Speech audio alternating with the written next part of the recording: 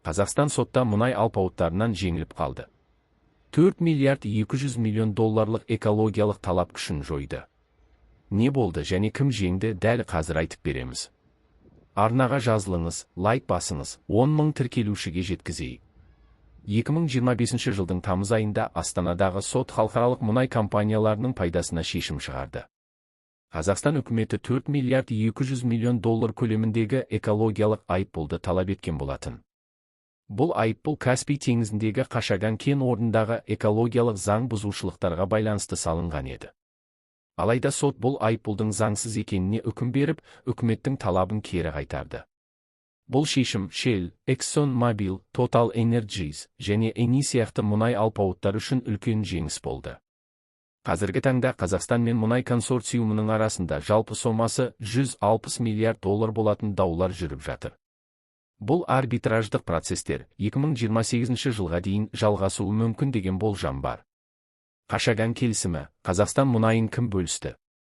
Қашаған әлемдегі ең ірі теңіз мұнай кен орындарының бірі.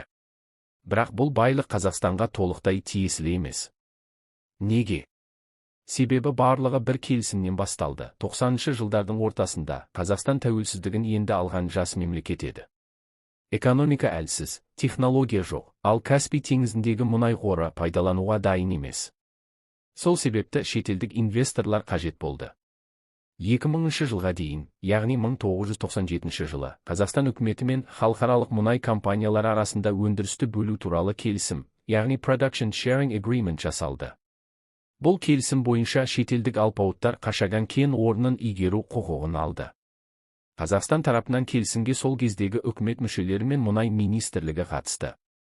Ал шетелдік инвесторлар қатарында Shell, ExxonMobil, Total Energies, Eni, Inpex және кейін қосылған қытайлық CNPC компаниясы болды.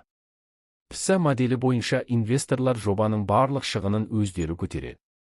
Бірақ олар сол шығындарын өндіріп алғанша мұнайдың басым бөлігін өздері алады. Яғни, Қазақстан бастапқы жылдары көп табыс көрмейді. Бұл шарттар сол кезде тиімді көрінгенімен, кейін мұнай бағасы өскенде Қазақстанға аз үлес қалғаны анықталды. Көптеген сарапшылар бұл келісімді тым қолайсыз деп сынады.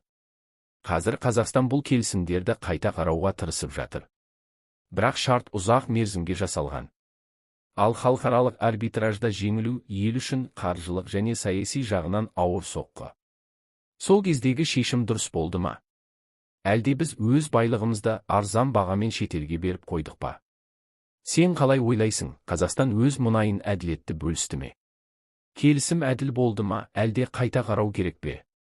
Пікіріңді қалдыр, арнаға жазыл және бізбен бірге еліміздің болашағын талқыла.